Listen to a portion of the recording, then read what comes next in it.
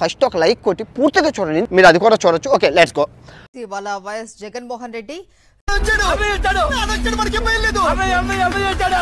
రాజంపేట, మడకసిర మున్సిపాలిటీలతో పాటు రామకుప్పం, రొద్దం మండల నేతలతో సమావేశం కానున్నారు. అబ్బా మళ్ళీ వచ్చాడు, ఇప్పుడు ఏం చేస్తాడు?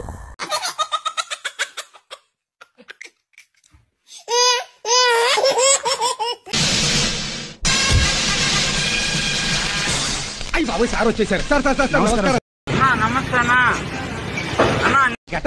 మీరు ఏం చేసిన వెరైటీ అనండి. వెరైటీ లేకుండా ఈ పిల్ల ఏమి మాకు తెలుసులేరా.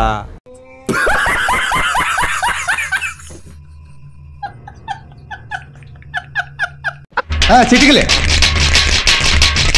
ఈరోజు కార్యకర్తలు పడతా ఉన్న బాధలు నా కళ్ళతో నేను చూస్తా ఉన్నా. ఎరా వచ్చావా? ఇవాళ కూడా రాకపోతే కనపట్లేదు అని పేపర్లో ఇద్దాం అనుకుంటున్నా. కేవలం వైఎస్ఆర్ కాంగ్రెస్ పార్టీని ప్రేమించినందుకు, మామూలుగా జరిగేదే కదా.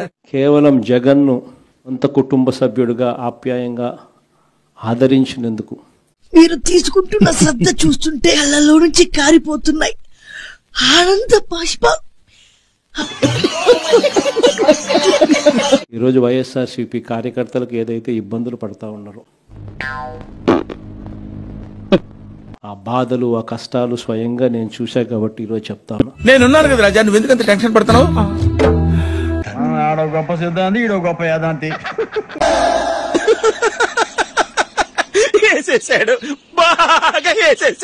ఇక నెక్స్ట్ వచ్చే జగన్ 2.0లో మాత్రం పరిస్థితి ఉండదు.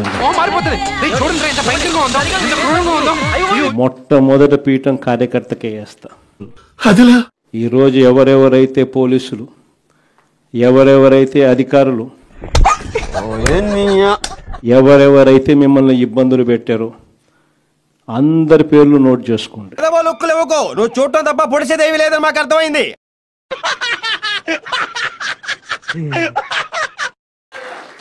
పిలిపించిన తర్వాత సినిమా మామూలుగా ఉండదు. సినిమా మాత్రం అదో లెవెల్లో ఉంటుంది. వద్దురయ్యా, నీకు దండం పెడతా. ఈ కథలొద్దు, లొల్లిలొద్దు. మీతో దోస్తానైతే నాకు అసలే వద్దు. ఏ మనుషులు ఉన్నారా?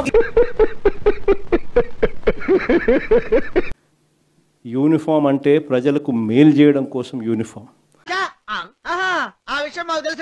అంతేగాని అధికారంలో ఉన్న వాళ్ళ కోసం సలాములు కొడుతూ గులాంగిరి చేస్తూ ఇటువంటి చిత్రహింసలు పెట్టే కార్యక్రమం ఈ రోజు అయితే ఏదైతే జరుగుతూ ఉందో దీనికి తెర పడాలి అని అంటే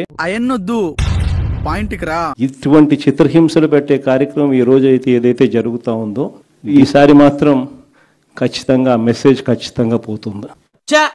అంత సీన్ ఉందండి. తెగువ చూపించిన పరిస్థితుల మధ్య మొట్టమొదటి పీఠం కార్యకర్తకే వేస్తా. ఎవడు అడిగాడ్రా నిన్ను? ఎవడు అడిగాడ్రా? రాష్ట్రంలో ఈరోజు ప్రజాస్వామ్యాన్ని ఖూనీ చేస్తా ఉన్న పరిస్థితుల మధ్య రాజకీయాలు జరుగుతాయి. నేను ఎప్పుడు చూడలే ఇటువంటి రాజకీయాలు. తప్పుడు సాక్ష్యాలు సృష్టిస్తా ఉన్నారు. నువ్వు కొంచెం పక్కన నీతో మాట్లాడాలి. హలో, ఏ తప్పు చేయకపోయినా గానీ కేసుల్లో ఇరికిస్తా ఉన్నారు. ఎంత ఘోరం జరిగిపోయిందిరా. సంబంధం లేకపోయినా కూడా పాత కేసుల్లో తవ్వి మరీ పేర్లు ఇరికిచ్చే కార్యక్రమం చేస్తా ఉన్నారు. ఏంటిది మాకేంటిది అంటున్నాను. ఇవన్నీ కూడా జరుగుతూ ఉన్నాయి. ఎందుకు ఇంత స్థాయిలోకి దిగజారిపోతా ఉన్నాడు చంద్రబాబు నాయుడు? కారణం ఏంటంటే ప్రజల్లో చంద్రబాబు నాయుడు పలసనవుతా ఉన్నాడు. ఎన్నాళ్ళు నీకు వెర్రి వేపకాయంతే ఉందనుకున్నాను రా, గుమ్మడికాయంత డెవలప్ అయిపోయింది. కారణం ప్రజలకు ఇచ్చిన మాట ఏది కూడా చంద్రబాబు నాయుడు గారు నెరవేర్చక చెప్పు తీసుకొట్టండి సార్.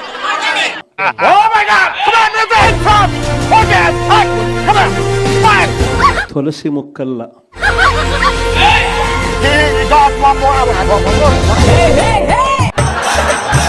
ఎందుకు ఈ విషయాలన్నీ చెప్తా ఉన్నానంటే నాయకుడు అనేవాడు ఎలా ఉండాలి అనే దానికి నిదర్శనం. ఇప్పుడు మీరు చెప్తే తెలిసిందండి. మీరు చేయండి, సబ్స్క్రైబ్ చేయండి, 1,00,000 దాటించండి చెప్తా.